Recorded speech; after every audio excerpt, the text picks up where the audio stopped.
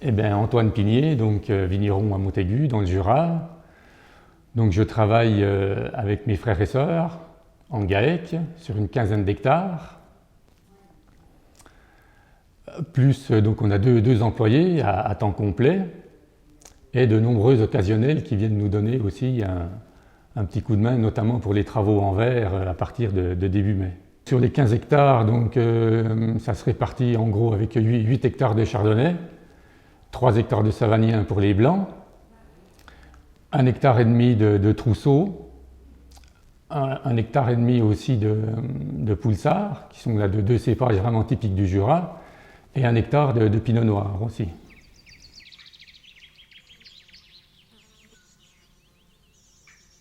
Ben avant, je n'étais pas non plus spécialement, dans mes pratiques de travail du sol, je n'étais pas spécialement très bien équipé, un petit peu comme tout le monde dans le Jura, donc on bêchait un petit peu. Après, on essayait de regriffer légèrement. Bon, pendant quelques années aussi, j'ai utilisé un petit peu de désherbage thermique, notamment sous le pied. Bon, qui a été abandonné par la suite. Bon, il fallait quand même pas mal une grosse consommation de gaz quand même. Et on a quand même de meilleurs résultats avec des disques ou des intercepts, des lames plates ou des choses comme ça, où là on aère le sol, on a quand même un développement dans la vie du sol qui est quand même bien meilleur par rapport au désherbage thermique. Et bien là, disons que dans le travail du sol, j'avais l'habitude aussi de commencer un petit peu le travail, des fois après les vendanges, d'essayer de griffer, des fois un rang sur deux, des choses comme ça. Mais finalement, je m'aperçois que c'est aussi bien de laisser cet enherbement plutôt bien se développer pendant l'hiver, de façon à retenir tous les éléments, vu qu'on est quand même en coteaux, des fois voilà, avec des bonnes pentes aussi à certains endroits. Et plutôt d'essayer de faire un travail du sol après le plus complet possible et le plus rapidement possible, dès que les conditions le permettent, à partir de fin mars, voire début avril, quoi, pour justement essayer de détruire au maximum cet enherbement, de façon à ce qu'on n'ait pas de concurrence au moment du débourrement de la vigne, ce qui est très important aussi chez nous dans le Jura, puisqu'on a quand même des sols assez lourds, avec ces marnes du Lias et du Trias, des marnes donc assez lourdes, des sols qui sont souvent engorgés d'eau l'hiver et qui ont du mal à se réchauffer au printemps. Donc il ne faut surtout pas qu'on laisse s'installer une forme de carence azotée au printemps. C'est pour ça d'ailleurs qu'avant que je sois en biodynamie, j'apportais aussi un petit peu de guano, justement, pour essayer de relancer cette vie microbienne. Donc là, en fait, c'est un peu les gros changements qu'il y a eu avec l'arrivée de la biodynamie à partir des années 99-2000, où là, depuis, je n'apporte plus de guano, donc j'essaye de faire vraiment un travail le plus précis, le plus propre possible au printemps. On broie les sarments aussi. Avant, je broyais les sarments, alors que maintenant, on aura plutôt tendance à les brûler de façon à ce que ces sarments ne viennent pas justement perturber ce fonctionnement du sol au printemps, pour être au plus près justement des besoins de la vigne, sans avoir justement besoin de rapporter trop de choses extérieures, quoi. Donc là, c'est plutôt directement des griffages, donc des griffages dans le rang. Dans le rang, et au début avec les disques Clemens, un début de travail du sol sous le pied avec simplement des griffes aussi dans le rang, avec des disques justement, un disque trancheur qui va venir un peu ouvrir le sol, ou couper aussi déjà un petit peu l'herbe. Le disque trancheur, il commence déjà à préparer le sol, et tout de suite le disque trancheur, la griffe, qui elle vient soulever le sol. Après, j'essaye de tenir les vignes assez propres avril-mai. Et après, dès qu'on arrive au mois de juin, juillet, on va toujours faire des passages, mais on va commencer déjà à laisser l'herbe s'installer, déjà notamment dans le rang. Et après, on va plus du tout, à partir du 15-20 juillet, je n'interviens plus dans les vignes. C'est-à-dire que tout mon travail durant l'année, je ne fais jamais le sol n'est jamais complètement bouleversé, c'est-à-dire qu'il y a toujours des bandes quand même de sol qui ne sont pas touchées, avec une bande de sol qui a été un petit peu bouleversée, c'est-à-dire qu'on pourra le faire voir par la suite sur la charrue. J'ai quand même un rouleau qui va me permettre d'écraser cette herbe, ce qui fait que la bande de sol qui n'a pas été touchée ni par le disque ni par la griffe, l'herbe a été couchée, donc on a quand même un effet de travail du sol un petit peu. Disons que c'est plus un mélange de terre, d'herbe, etc. Mais ça donne un aspect beaucoup plus propre puisque le rouleau, lui, a couché un petit peu toutes ces herbes qui ont tendance à monter dans le rang de vigne. Et puis la pioche aussi, puisqu'on pioche quand même pas mal pour essayer justement de bien tenir le pied propre, puisqu'on a quand même toujours un petit peu d'herbes qui vont rester autour des souches. Donc là, c'est pareil, c'est un travail depuis 3 ans qu'on a essayé de développer. On essaye de tenir au moins une fois par an, de tenir l'ensemble du vignoble de façon que le tour de la souche soit au moins une fois pioché dans l'année, de façon à ce que ce soit vraiment propre, quoi. D'où l'intérêt aussi d'être assez de monde, d'être 7 ou 8 personnes tous les jours à la vigne. Je pense que c'est nécessaire aussi. Bon, dans d'autres régions, ils ont peut-être des sols qui sont plus faciles à travailler, donc on arrive à avoir un travail plus propre avec les outils intercept, etc. Que chez nous, dès qu'il y a un poil d'herbe qui reste, il va tout de suite se développer. Après, l'outil intercept ne va pas l'enlever parce qu'il aura pris un peu de la force. Donc là, en fait, il n'y a que la pioche pour vraiment nettoyer comme il faut le pied, quoi. Donc oui, je pense que c'est quand même bénéfique. Quoi. Surtout chez nous, dans nos conditions, quoi, de sol relativement lourd, une forte pluviométrie aussi, puisqu'on est facilement à 1000, 1200, 1300 mm d'eau par an. Donc voilà, on a quand même souvent de la pluie, de l'herbe qui pousse aussi, bien beaucoup. Donc nous, le travail du sol dans le Jura, si on veut vraiment être en bio et biodynamie, c'est quand même un gros secteur, vraiment un gros travail. Il ne faut vraiment pas se laisser déborder, parce que si on se déborder, après c'est fini, quoi. Le sol devient dur, un enherbement qui est une herbe qui est vraiment bien implantée, et après on va traîner ce handicap toute l'année, quoi. Donc il faut vraiment...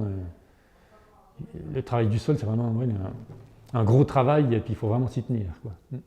En fait, moi, dans toutes mes pratiques, que ce soit sur tout ce que j'ai monté sur la biodynamie, sur le quad, sur les travails du sol, c'est plutôt des idées, une idée prise chez quelqu'un, une autre, adaptée aussi à mon contexte, mais oui, c'est plutôt un peu des idées qui sont glanées comme ça au fil des stages, au fil des journées de rencontres, et c'est ce qui nous permet d'évoluer, puisque c'est vrai que si on reste tout seul dans son coin, on reste un peu toujours sur nos mêmes idées, sans tous ces stages, sans toutes ces journées. Je pense j'aurais eu du mal à avoir vraiment toute cette évolution dans ces pratiques et qui nous donne envie, quoi, finalement. Après, on a quand même beaucoup plus envie d'aller à la vigne, de pratiquer, puisque ça se passe quand même beaucoup mieux. On a quand même vraiment eu une belle évolution au niveau de la structure du sol, de la couleur du sol, etc. Donc c'est quand même pour nous très, très intéressant, quoi. À l'heure actuelle, la fumure, elle est relativement simple puisqu'on va apporter un petit peu de compost biodynamique sur quelques parcelles qui le nécessitent, hein, mais c'est pas des grandes superficies. La parcelle d'où viennent les vins de base pour les créments, donc là on va mettre un petit peu plus de compost tous les ans. Autrement, j'ai une grosse partie du vignoble qui ne reçoit quasiment rien, quoi, mis à part la 500p de printemps et d'automne. Avec quand même aussi un apport par le sol, puisqu'on a quand même pas mal d'herbes aussi au printemps, puisque là les sols, j'arrête de les travailler à partir de fin juillet. Donc déjà pendant les vendanges, on a un sol qui est déjà pas mal enherbé, ce qui correspond quasiment à un engrais vert naturel qui va venir enrichir quand même un petit peu tous les ans ce terroir, quoi. Avant d'être en biodynamie, oui, on avait toujours un petit peu d'apport d'engrais, un petit peu de matière organique du commerce, des choses comme ça, de la kisiérite. J'ai toujours aussi apporté de la kisiérite, puisque surtout dans les marnes du Lias, on a quand même un déficit en magnésium, donc là on est obligé quand même de corriger un petit peu cette carence. Mais là, maintenant, avec les pratiques biodynamiques, la kisiérite, c'est à peu près 100 kg pour 2 ans. Donc, ce qui est très peu, quoi, finalement. Donc, le compost, c'est un petit partenariat avec un agriculteur en bio, là, qui travaille à une quinzaine de kilomètres de Montaigu. Et donc, tous les ans, il me livre 15 ou 20 tonnes de fumier dans lequel j'incorpore les préparations biodynamiques. Mais à la base, c'est un fumier quand même bio, quoi, hein, qui vient d'une ferme bio. Ce sont plutôt des bêtes qui sont en stabulation. Donc lorsque j'ai le temps, j'essaye de passer aussi du compost boost, du Mariatoun 3 fois dans l'étable. Et c'est vrai que l'agriculteur, après justement ce passage de Mariatoun, il a quand même vu des différences. Voilà, il y a déjà une évolution déjà un peu de cette matière déjà dans la stabulation. Et en fait c'est pas moi qui m'en suis aperçu, mais c'est l'agriculteur, lui, qui a vu une différence. Lorsque j'apporte justement ce compost bouse, voilà, il a vu vraiment une belle différence de comportement. Quand le compost qu'on utilise, oui, c'est entre 5 et 10 tonnes hectares, rarement plus, quoi, hein. On va pas dépasser les 10 tonnes hectares sur les parcelles sur lesquelles on l'apporte, bien entendu. Au départ, dans nos pratiques biodynamiques, j'ai essayé déjà de tout mécaniser. Donc au départ, que ce soit la silice et la 500 préparée, tout était fait mécaniquement. Donc dynamisation mécanique et épandage aussi avec le quad. Ce qui posait aussi quelquefois quand même des problèmes, notamment pour la 500P au printemps ou en automne, puisqu'il faut quand même un état du sol un peu humide, des conditions assez particulières. Donc petit à petit, maintenant je suis plutôt arrivé à une dynamisation manuelle et à la vigne. Je pense là il y a vraiment une relation, quoi. C'est vraiment direct, on est au calme, il n'y a rien qui nous dérange, sauf des fois quelques promeneurs qui se demandent bien ce que l'on fait, mais c'est plutôt sympathique après d'expliquer aussi voilà, nos pratiques, quoi. Alors que la silice, que la 501, là par contre c'est quand même un tout autre, enfin pas problème, mais tout autre pratique, puisque, bon, on le sait tous, la 501 c'est au moment une fois que la vigne a commencé un peu à débourrer, donc là on a beaucoup de travail aussi à la vigne, etc. Donc là la 501 c'est toujours une dynamisation mécanique, et un épandage avec le quad. Ce qui me permet aussi quand même d'être relativement réactif. Et si je démarre autour des 4 heures du matin, normalement entre 9h30 et 10h, j'ai passé ma silice sur les 15 hectares de vignes, et tout seul. Ce qui permet à l'équipe de personnel d'aller de plutôt faire les travaux en verre, les relevages, etc. Donc voilà, ça mobilise très peu de monde. Et moi je suis réactif, donc si j'ai envie de faire une silice tel ou tel jour, paf, voilà, moi je sais qu'à 10h du matin c'est fini, tout est fait. Moi je trouve qu'avec ce fonctionnement, on arrive à de bons résultats, puisque comme cette année, surtout dans le Jura, on a quand même souvent des temps humides, du brouillard, des pluies, donc cette année j'ai pu réaliser une dizaine de silices, donc c'est quasiment une par semaine, hein, que ce soit mai, juin. C'était quasiment une silice par semaine et un traitement par semaine, ce qui nous a permis quand même de tenir, d'avoir de bons résultats, notamment de lutte contre le mildiou, en intercalant un traitement cuivre et soufre et une silice bien positionnée, voilà, assez tôt le matin. Et on le voit, hein, de toute façon, moi j'ai la technicienne du Jura qui suit régulièrement mes parcelles. On ne va pas dire qu'une silice, elle va remplacer un traitement cuivre et soufre, mais on sent qu'on fait du bien à la vigne, qu'on l'aide. Moi, je l'ai vu cette année, hein. Des fois, on faisait un traitement, 2 ou 3 jours après, il était lessivé, les sols étaient encore mous, on ne pouvait pas forcément réintervenir tout de suite. Si à ce moment-là, on fait une silice, on apporte quand même un petit plus à la plante qui l'aide sûrement à tenir un petit peu plus par rapport aux conditions météo de l'année. Donc, je pense que dans l'ensemble, ces pratiques biodynamiques, elles nous aident vraiment quand même à aller plus loin, à diminuer nos doses de cuivre, de soufre. Il y a la prêle aussi, la prêle de printemps quand même, qui est très importante. Où là, par exemple, je réalise une décoction de prêle. Cette décoction de prêle, elle est aussi, on la dilue aussi à peu près à 10%. On la dynamise 20 minutes à la vigne. Et là, on épand aussi tout de suite derrière. Donc, on essaye de faire ça la semaine juste avant Pâques, quoi. puisque hein, enfin, tout le monde le sait plus ou moins maintenant, par rapport aux essais de Patrick Meyer, etc., où lui aussi il a eu de bons résultats. Et voilà, on sent que cette prêle de printemps, elle est quand même très intéressante. En parlant de silice aussi, ce que j'aime bien faire, c'est quand même aussi, surtout au printemps, d'intervenir assez tôt aussi. C'est-à-dire que la vigne, tout dépend des années, mais on a le débourrement de la vigne. Et c'est vrai que des fois, pendant 10 jours, 15 jours, la vigne, elle pousse, mais sans vraiment trop se lancer. Et à partir d'un certain moment, on a un coup de chaud, on a une pluie. Et là, c'est vrai que la vigne, pof, à ce moment-là, la vigne est vraiment partie, les rameaux s'élancent. Et c'est vrai que souvent, dans les 2 ou 3 jours qui suivent, j'essaye justement de tout de suite commencer par une silice là. Et souvent, certaines années, j'ai encore pas fait aucun traitement, que ce soit cuivre et soufre, et souvent, mon premier passage, ça va être une silice, justement, pour intervenir au plus près de ce lancement de la vigne, quoi. Et je pense que cette silice, elle est importante de la placer comme ça, à ce moment-là. Et des fois, si on commence assez tôt, là, à ce moment-là, on arrive à faire, des fois 2, voire 3, si les conditions conviennent, à faire 3 silices avant fleur, quoi. Et je pense que c'est quand même celles-là qui sont importantes, qui impriment quand même quelque chose au niveau de la plante, au niveau de son fonctionnement. Tout de suite, la plante, voilà, on a quand même des rameaux qui sont assez droits, assez vraiment dirigés vers la lumière, et je pense que c'est important, quoi. Et souvent aussi, dans la pratique aussi, j'aime bien faire une silice. Si j'ai fait un traitement, par exemple, on a fait un traitement, bon, les feuilles sont quand même recouvertes de cuivre, de soufre. Et c'est vrai que si on a une pluie qui est venue un petit peu lessiver et tout ça, moi je pense que la silice agit mieux si on intervient justement après une pluie. Donc toujours faire une silice et le traitement après, quoi.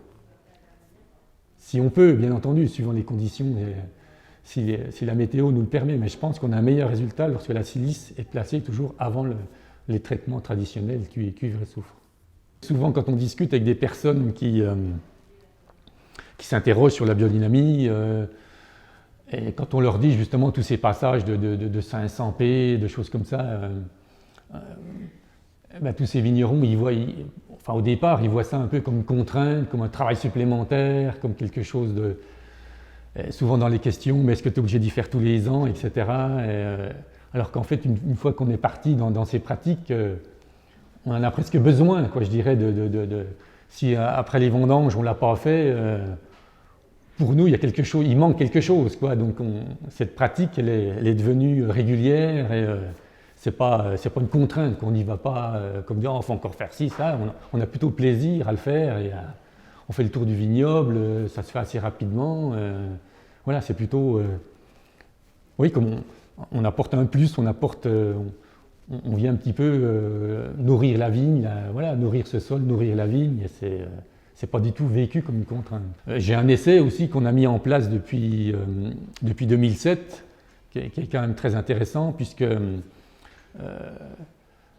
cette parcelle qui a été plantée en 2007, j'en ai 5 rangs qui n'ont jamais reçu de préparation biodynamique. C'est-à-dire qu'ils ont le travail du sol, ils ont les traitements comme l'ensemble du vignoble, mais ces 5 rangs ne reçoivent jamais de silice ni de 500 préparés.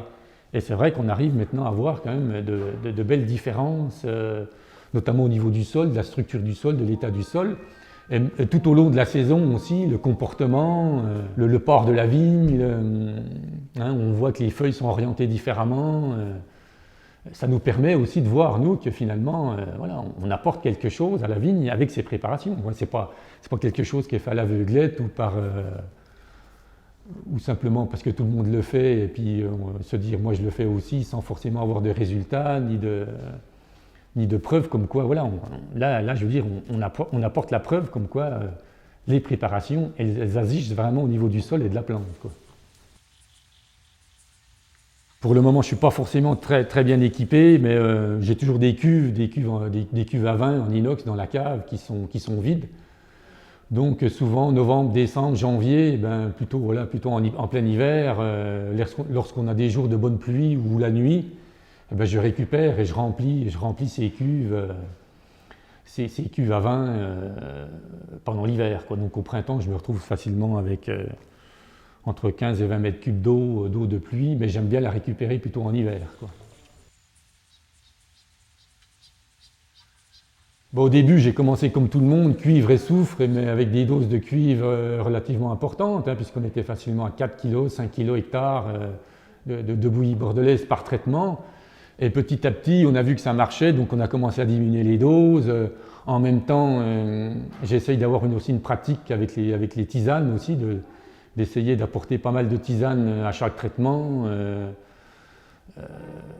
De la prêle aussi, un petit peu encore en complément par rapport à la prêle de printemps, de l'osier, de la bardane, de la reine des prés. Donc j'essaye aussi de travailler avec toutes les plantes que l'on va trouver aussi un petit peu dans notre contexte jurassien. Donc l'ortie aussi, forcément, un petit peu comme tout le monde. Après c'est une histoire de sensibilité aussi, et aussi par rapport aux conditions climatiques. Mais c'est vrai que l'apport de ces tisanes, à mon avis, quand même on joue quand même, voilà. Après, c'est à chacun aussi d'essayer de travailler plusieurs plantes, d'en apporter un petit peu. Régulièrement aussi, j'apporte quand même un petit peu de petit lait dans chaque préparation, où là, il faudrait peut-être pas trop en apporter. Donc, à mon avis, un 10%, un maximum de 10% par rapport au volume total de la bouillie. Voilà, il faudrait peut-être pas dépasser les 10% quoi, de petit lait. Mais j'aime quand même toujours en apporter un petit peu,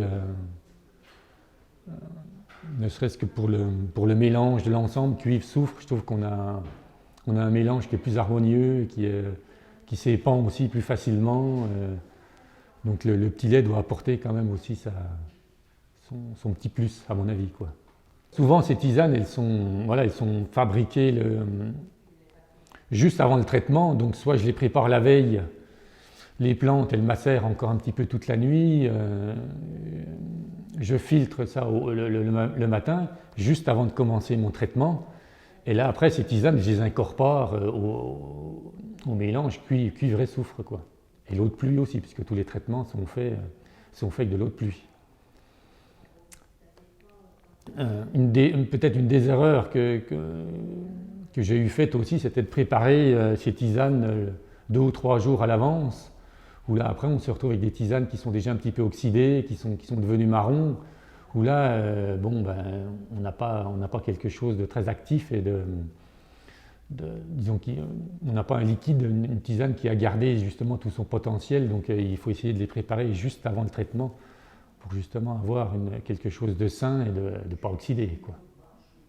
Bon, le petit lait, oui, parce que je vais le chercher dans une grosse cuve. Donc en fait, après, il y a toujours la fermentation lactique qui se produit. Donc il y a toujours un peu du gaz carbonique à l'intérieur. Bon, après, je ne sais pas, 15 jours, 3 semaines. Il ne faudrait peut-être pas le garder après peut-être trop longtemps. Mais bon, même au bout de 3 semaines, je trouve que ça sent encore toujours bon dans la cuve. Donc après, ça tout dépend aussi des conditions. J'ai un artisan là qui doit me fabriquer 2 ou 3 récipients où je pourrais justement séparer plus facilement ces plantes. Mais généralement, oui, j'en élabore 2 ou 3, des fois 4 plantes à la suite, quoi. Pour la plantation, donc les sols sont souvent préparés donc, l'année d'avant. On le fait maintenant, c'est une pelleteuse qui vient et qui essaye d'avoir quand même un mouvement assez doux. Donc c'est plus en fait un gros bêchage qu'il va réaliser, souvent au début juillet. Et ce que j'aime faire, moi, c'est dès qu'on a les conditions, après, donc j'essaye tout de suite de semer, de toute façon, un engrais vert. Plutôt un seigle ou du blé, des choses comme ça, un blé d'hiver ou un seigle. Où j'apporte aussi tout de suite l'impulsion 500 préparée. Alors là, je vais dynamiser que 15 ou 20 litres suivant la superficie qui a été préparée. Et là, je vais faire au moins 2 ou 3 500 préparés en automne, quoi. En même temps, ou soit avant que l'engrais vert se soit développé, ou même après que l'engrais vert se soit développé, de façon à déjà quand même avoir une bonne pratique biodynamique avant la plantation. Les plantations aussi, on essaye toujours au printemps de les réaliser relativement tôt, c'est-à-dire dès qu'on a une bonne période au mois de mars, on arrête de tailler, on prépare nos plants, justement, on va les praliner, la veille on va les praliner, et ce qui nous permet quand même de planter, voilà, il faut à mon avis toujours planter relativement tôt et ne pas attendre le mois d'avril où des fois on peut se retrouver avec déjà des sols déjà beaucoup plus secs, etc. C'est-à-dire que les greffes soudées qui arrivent du pépiniériste, on va raccourcir les racines à 2 ou 3 cm. Et c'est là que je prépare justement un espèce de mélange avec de la bouse de vache, de l'argile. Donc on fait une espèce de pâte. On dynamise aussi en même temps entre 40 et 50 litres de 500 préparés. Et avec ces 50 litres de 500 préparés, on va essayer de diluer un petit peu, de faire comme une espèce de pâte à crêpes avec cette bouse de vache et l'argile. 50 litres de 500 P, mais j'en garde toujours au moins une dizaine de litres justement pour épandre déjà sur le terrain avant la plantation. Et en gros, moi pour praliner 2500 pieds de vigne, il me faut entre 3 et 4 seaux remplis de bouse de vache, à peu près la même quantité d'argile, donc il faut peut-être un peu plus d'un sac, quoi, disons entre 30 et 40 kg d'argile regonflée aussi, regonflée la veille aussi. Et voilà, disons en gros avec avec 80 et 100 litres de préparation, ça suffit pour praliner à peu près entre 2500 et 3000 pieds de vigne, quoi. On va tremper justement pendant 24 heures ces greffes soudées, les racines vont rester justement dans cette préparation pendant 24 heures, quoi. Et après on part directement avec ces pieds et on plante tout de suite, quoi. Ah bah toujours forcément en automne lunaire, donc en lune descendante, automne lunaire, et puis si c'est possible jour racine ou fruits. Bon, ça c'est la période de plantation, oui, parce que je pense que c'est important plutôt d'être en lune descendante. Mais bon, c'est vrai que ça fait plusieurs choses à combiner. Il faut qu'il fasse beau, il faut qu'on soit en lune descendante. Bon, après, à nous de gérer tout ça à ce moment-là. Donc des fois, si c'est pas possible au mois de mars, ça va être tout début avril. Faut être prêt, quoi. Faut être prêt. Et puis, à mon avis, il faut pas hésiter. Même si on n'a pas fini de tailler, pendant 2 jours, on arrête de tailler, mais on plante. Je pense que c'est quand même très important plutôt que de se dire je taille, je finis ma taille et puis je planterai bien après, peu importe. Je pense que non, la période de plantation, il faut vraiment la cibler. Et puis, je pense que c'est quand même des jours importants. Et après, on voit qu'on a vraiment une vigne qui se développe bien, un beau développement, une mise à fruit rapidement aussi. On peut former un cep aussi très rapidement l'année d'après, donc on peut déjà avoir la taille qui monte quasiment au niveau du fil. Voilà, on a quand même, je pense que c'est quand même très important, quoi. Pour la vigne, pour le futur aussi, quoi, un bon enracinement, etc. C'est quand même très important. Alors que la taille, justement, par notre méthode, si on a pré-taillé, justement, donc il n'y a plus rien, on n'a plus que le bois que l'on va conserver, donc en fait, même si on a déjà un petit départ de bourgeons, on n'abîme rien, puisque en taillant, on n'a plus de bois qui nous gêne et tout, on finit notre taille, donc en fait, voilà, même si on a des petits bourgeons, cette taille, on peut la faire plus tardivement, jusqu'au 10 avril, 15 avril, c'est pas un gros problème, quoi. Sur les jeunes plantations, la silice, j'essaye de ne pas intervenir trop tôt, c'est-à-dire que je vais attendre que ces pieds soient, qu'on ait une pousse au moins de 20 ou 30 cm, et donc des fois à partir du mois de juillet, je vais faire une ou 2 silices sur ces jeunes plantations. Mais de toute façon, voilà, les jeunes plantations ont beaucoup moins de silice que la vigne, que les vignes qui sont implantées, elles, depuis longtemps, quoi.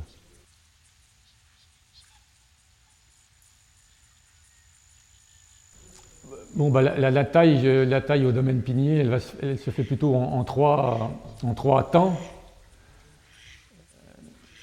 C'est-à-dire que depuis quelques années, ce qu'on a un petit peu développé, c'est on va passer plutôt fin novembre, début décembre, où là on va faire une forme de pré-taille, mais manuelle, où là on va essayer de couper grossièrement toutes les branches qui ne nous intéressent pas pour le bois de taille. ce qui nous permet déjà d'avancer dans les travaux. Vraiment en plein hiver, vu qu'on a réalisé cette pré-taille, là justement un petit peu au mois de janvier et le restant de l'hiver, là on va plutôt passer avec les chaudrons justement pour brûler ces sarments.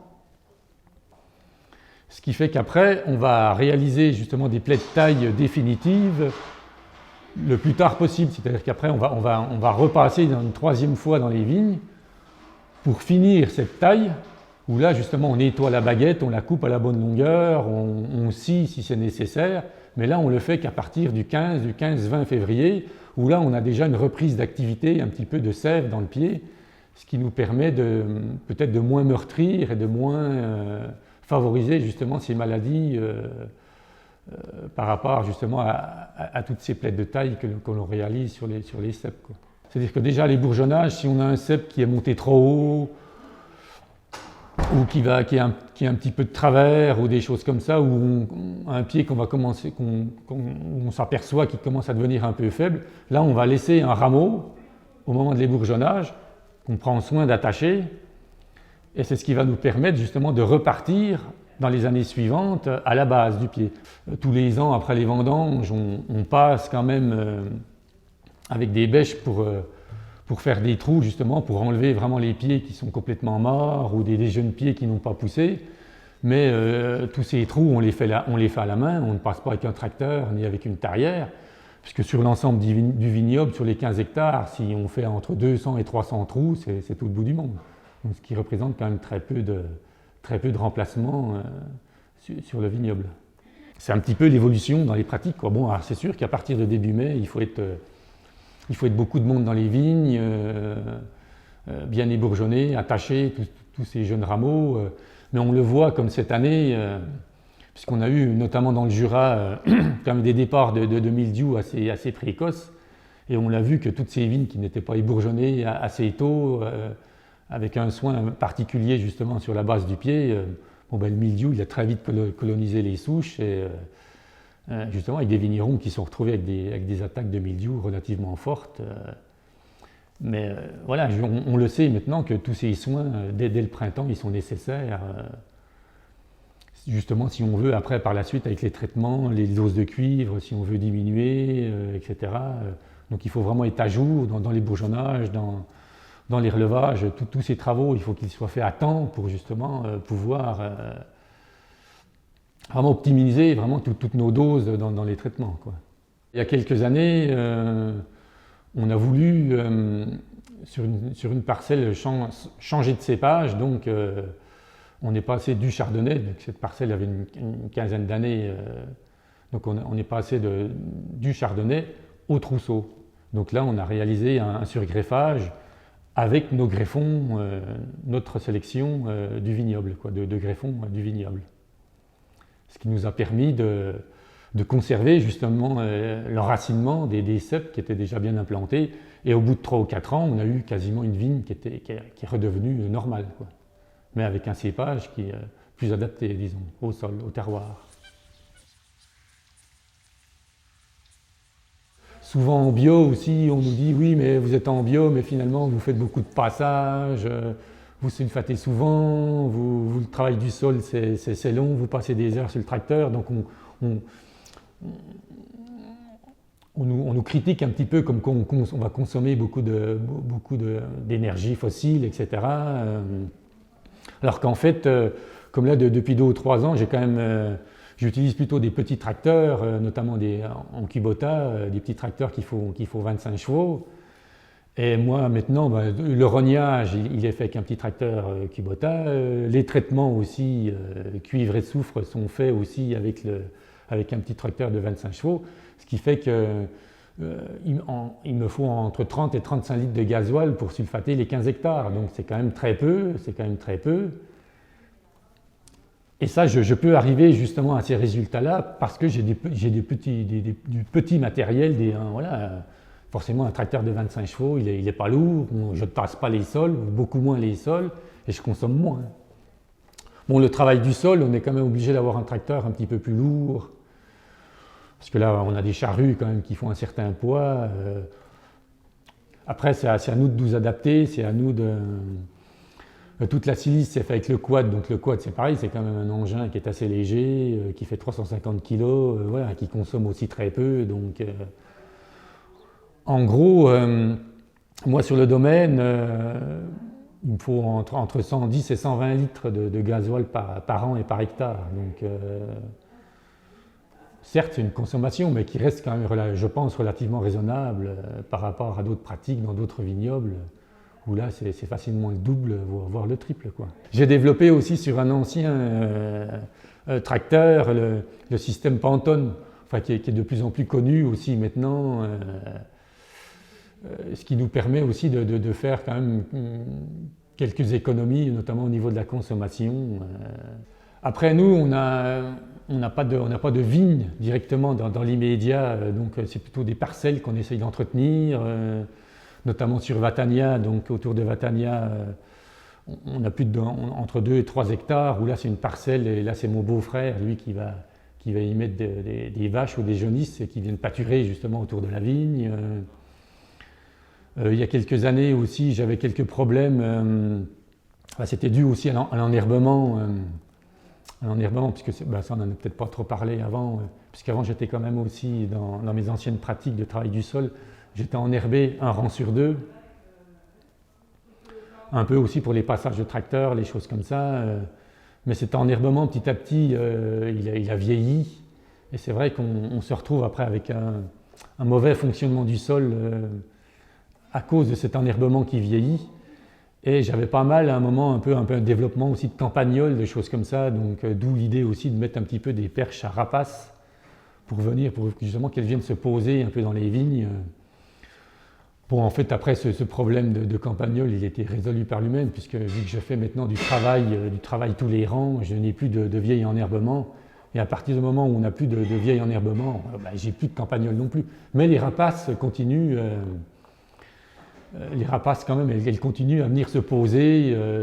Et c'est souvent, quand on arrive à la vigne, on voit une buse ou quelque chose comme ça qui est posée qui est en train de chasser ou de guetter sur la perche. Donc c'est joli aussi, c'est intéressant, quoi. On essaye de développer, voilà, dès qu'on a un petit contour, un talus, ou des faux rangs. C'est vrai que dans certaines vignes, on avait fait des faux rangs de 4 pieds, 5 pieds. Toute l'année, on s'enquiquine à reculer, à revenir faire ces faux rangs. Mais finalement, on s'est dit autant les arracher, parce que finalement, pour 10 ou 15 pieds de vigne, ça ne change pas grand-chose. Et à la place de ces 15 pieds de vigne, eh bien, voilà, de mettre des arbres fruitiers, des pruniers, des poiriers. Un endroit, j'ai planté un frêne aussi, avec un pied de vigne juste au pied, justement, et je vais le laisser se développer à l'intérieur de l'arbre pour voir ce que ça donne, quoi. Une forme de complantation aussi, un petit peu. Il faut essayer de rompre un petit peu cette monoculture qu'est la vigne pour apporter justement un petit peu d'autres influences, enfin justement tous ces arbres, ces osiers, etc., quoi. C'est vrai qu'on a eu un creux à un certain moment, justement dû à cet enherbement là, qui était resté en place quasiment une dizaine d'années, ce vieil enherbement qui a eu tendance un peu à fatiguer les sols, on n'avait pas un bon fonctionnement. Donc c'est vrai que lorsque je me suis mis aussi un peu à détruire tout ça, à revenir à un travail du sol tous les rangs, etc., pendant 2 ou 3 ans, on a eu un peu un creux, on était dans le creux de la vague, quoi, où les sols avaient besoin d'être redynamisés, donc on a eu pendant 2 ou 3 ans des petites récoltes, qui nous ont d'ailleurs assez gênés, quoi. C'était assez dur à ce moment-là. Donc maintenant, on arrive quand même à avoir quelque chose de plus régulier, de plus stable, sans forcément avoir des... Voilà, sur le domaine, on arrive à une moyenne d'un peu plus de 30, disons que sur une moyenne de 10 ans, on est à peu près autour des 32 hecto-hectares. Depuis l'arrivée de la biodynamie sur le vignoble, le travail aussi de regarder les sols, Yves Rodi aussi, le géologue, par rapport à ses analyses, etc. On s'est quand même rendu compte que cet enherbement, il ne faut pas le laisser en place trop longtemps, puisqu'on arrive à un défaut de fonctionnement du sol. et qui se retrouve aussi au niveau de la qualité des jus, puisqu'après on se retrouve avec des jus carencés en azote, avec pas mal de défauts. Donc le tout, c'est quand même d'arriver à un bon fonctionnement du sol, de façon à ce que la plante vigne soit nourrie de façon la plus naturelle et la plus régulière possible, sans à-coups, sans manque. Ça va faire 3 ou 4 ans, donc on ne chaptalise plus sur l'ensemble des vins. Donc on laisse l'équilibre naturel, donc plus de chaptalisation au domaine pigné. C'est vrai qu'avant, j'utilisais toujours quand même un petit peu de levure, des choses comme ça, des levures du commerce. Donc là, c'est fini aussi, donc plus de levure, donc on pratique plutôt la technique du pied de cuve, qui consiste à récolter un petit peu de raisin entre 5 et 6 jours avant la date prévue des vendanges, de façon à avoir un petit volume de jus déjà en fermentation. Et là, ça nous permet d'ensemencer tout de suite cette arrivée de vendange avec des levures justement indigènes du vignoble, quoi. Ben, c'est ça, donc le minimum d'intrants de toute façon, donc plus de levure,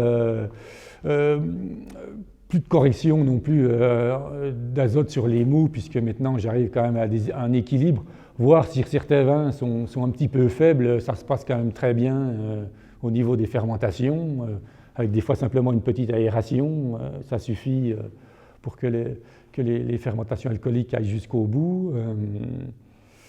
Cette technique de pied de cuve qui nous permet d'ensemencer les vins rapidement, notamment aussi puisqu'on s'est mis à développer aussi quelques cuvées de vins sans soufre, où là, ça devient aussi quand même nécessaire justement que cette fermentation, elle démarre très rapidement. Donc avec un pied de cuve, je veux dire, on va rentrer de la vendange rouge dans l'après-midi, 2 heures après, le vin il est en pleine fermentation, puisque en même temps qu'on va encuver cette vendange, on apporte le pied de cuve et la fermentation se lance vraiment tout de suite, quoi. Ce qui nous permet d'avoir vraiment pas de défauts ni de choses comme ça qui peuvent s'installer, et avec un minimum de technique aussi, puisque je n'ai pas besoin de gaz carbonique ni de choses comme ça. Donc on reste quand même relativement simple dans nos pratiques, mais avec des choses, avec quand même une fermentation qui est bien maîtrisée, quoi. Les doses de sulfite aussi ont largement diminué, puisqu'avant j'étais facilement entre 4 et 5 grammes de SO2 sous le pressoir, que maintenant je suis plutôt à 2 grammes, quoi, entre 2 et 3 grammes. C'est rare maintenant que je dépasse 3 grammes hecto de soufre. Donc voilà, c'est plus le développement, comme je l'ai dit tout à l'heure, de toutes les cuvées sans soufre, où là on essaye de mettre des vins en bouteille avec vraiment zéro sulfite ajouté, quoi. Donc c'est quelque part aussi c'est gratifiant, il y a un travail, on sent quand même que le mou déjà et le vin par la suite, voilà, si on a une bonne constitution des jus de raisin, on a forcément un équilibre qui s'installe naturellement et on a beaucoup moins de problèmes, quoi. Je veux dire, maintenant le travail de cave il s'est quand même largement simplifié. Si toutes les choses sont bien faites au moment des vendanges, du pressurage, des choses comme ça, moi la plupart des blancs sont mis en fût au moment des vendanges, j'y touche plus, quoi. Après, il y a de la surveillance, il y a des houillages, mais c'est tout. Je veux dire, les vins ne sont plus du tout soutirés. Le vin, il est soutiré pour la mise en bouteille, point. Donc en fait, c'est plus un suivi maintenant qu'on a. L'observation, un suivi qu'on a en la cave, mais sans vraiment intervenir tout le temps sur les cuvées pour corriger ceci, cela, rajouter du soufre ou des réductions qui s'installent après et tout. Maintenant, moi, c'est fini, quoi. Tous ces problèmes-là, je ne les ai plus. C'est vrai que pour moi, c'est beaucoup plus facile de vinifier maintenant qu'il y a une quinzaine d'années avant la biodynamie, quoi. Ou les malots, souvent avant, j'avais beaucoup de difficultés pour faire les malots, il fallait chauffer, il fallait faire des pieds de cuve aussi, des fois pour les cuves récalcitrantes et tout, que maintenant, tout se fait à la suite, naturellement, comme ça, même encore cette année, sur les rouges, des malots qui se font sur le marc, donc avant que le vin soit décuvé, et il n'y a pas de problème, qu'on n'a pas forcément du volatile, on n'a pas de... Voilà, donc après le vin, il est rouge, là, notamment le Trousseau Gautière, il a été entonné comme ça en pièces. alcoolique fini, malo fini, pas de soufre, et puis voilà, on n'a pas forcément un problème sur ce vin-là, quoi. Donc oui, quelque part, moi je m'y retrouve aussi, même si on a peut-être plus de travail à la vigne. Bon, après, pendant les vendanges, il y a un gros travail quand même, toutes les vendanges manuelles, beaucoup de tri aussi, de choses comme ça. Mais je veux dire, quelque part, on s'y retrouve aussi dans notre travail, puisque c'est quand même beaucoup plus simple. Et, on n'est plus des chimistes, quoi. Voilà, c'est le vigneron qui suit son vin, qui l'élève, mais sans forcément intervenir à tout bout de champ pour corriger tel ou tel défaut, quoi. Donc moi, je trouve que quelque part, c'est quand même gratifiant, oui. Souvent, quand on va goûter un autre vin, déjà, ce qu'on ressent en premier, c'est l'alcool. Souvent, la plupart des vins conventionnels, qu'en biodynamie, je veux dire, l'alcool est là, mais il est fondu au milieu des autres éléments. On n'a pas, c'est pas la première sensation lorsqu'on goûte le vin ou quand on le déguste réellement, quoi. C'est-à-dire que cet alcool, il est fondu. Il y a une harmonie entre l'acidité, les tanins. Donc, il y a quelques années, on avait fait un peu une petite dégustation pour essayer de goûter vraiment. Donc, on avait goûté des vins jeunes, donc biodynamiques. Des vins qui étaient plutôt conventionnels des années 70-80, qu'on n'a pas trouvé bons d'ailleurs, qu'on n'a pas trouvé, puisqu'il y a toujours quelque chose qui ne va pas, des vins un petit peu... il manque quelque chose, quoi. Il manque une harmonie, il manque... Et quand on regoute vraiment des plus vieux vins d'avant les années 70, là par contre on retrouve quand même quelque chose qui se boit plus facilement. Donc en fait, c'est vrai qu'à l'heure actuelle, on se retrouve en cave avec des vins pendant une vingtaine d'années qui ne nous plaisent plus, nous, maintenant, puisque avec la biodynamie, c'est vrai qu'on a accédé quand même à une autre qualité, à un autre équilibre. Et je pense que les consommateurs, ils s'en aperçoivent aussi, quoi. Même si les bouteilles même si nos vins sont plus chers qu'il y a une dizaine d'années, je pense que les gens arrivent à faire quand même la différence et retrouvent une certaine qualité de vin, de produits. Voilà, même si les vins sont vendus 2 ou 3 euros de plus, si la qualité est au rendez-vous, c'est pas un problème, quoi. Forcément déjà, parce que forcément à la vigne, on a tout un tas de travaux manuels qui pourraient être mécanisés, mais on veut les maintenir manuels, la pioche, tous ces travaux-là, je veux dire, quelque part, il faut y croire aussi. Donc même les employés, ils ont quand même aussi une tendance, voilà, ils ont quand même un petit peu, on dirait, la fibre écologique aussi, puisque voilà, quand il faut piocher pendant 2 ou 3 heures, quelque part, il faut donner de soi, donc il faut avoir envie de faire ça, de faire cette biodynamie. Sinon, je veux dire, la personne, elle va piocher 1 heure et puis après elle s'en va parce qu'elle en a ras-le-bol. Que là, je veux dire, on est toute une équipe, mais même la plupart des gens de Montaigu, il y a 1 ou 2 femmes de Montaigu qui viennent nous donner un coup de main à partir du printemps, elles font les vendanges. Mais voilà, ce sont toutes des personnes qui aiment le côté écologique de l'exploitation aussi, forcément, quoi, oui. La biodynamie, comme on la pratique, ce n'est pas quelque chose de figé. Sans doute que dans 5 ou 6 ans, on aura d'autres pratiques, on aura d'autres...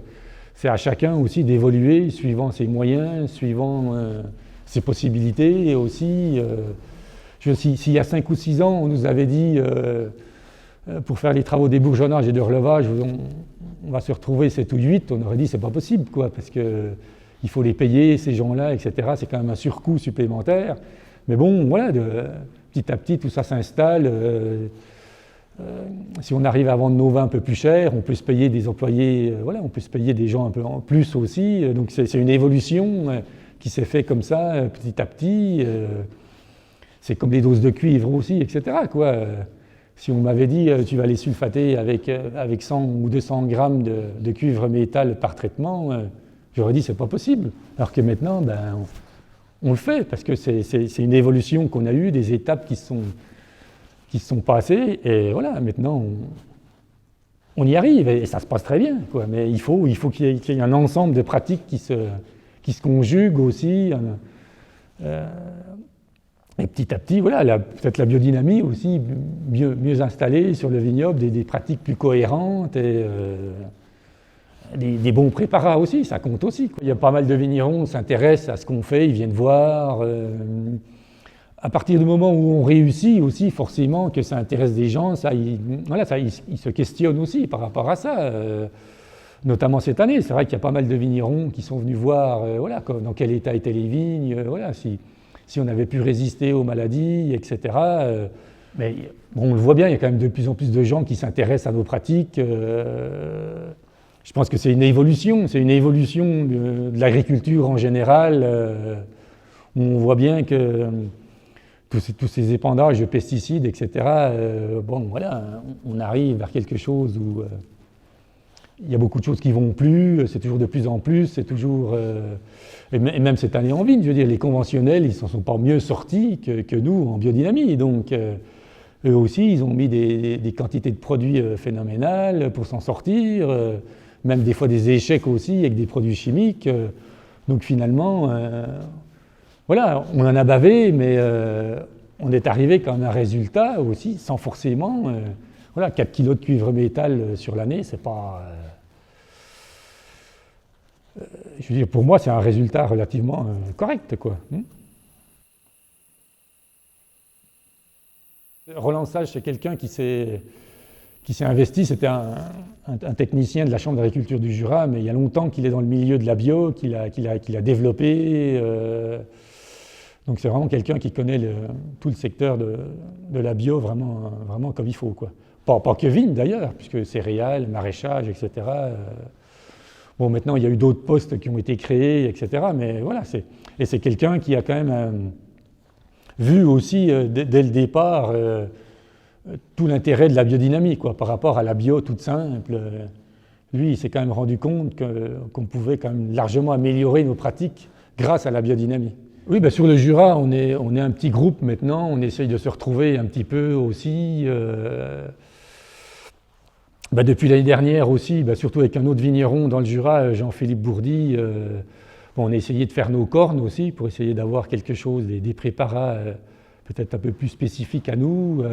Après, il y a beaucoup de choses à faire, il y a beaucoup de choses à mettre en place. C'est sûr que le travail est encore est assez grand, est assez immense.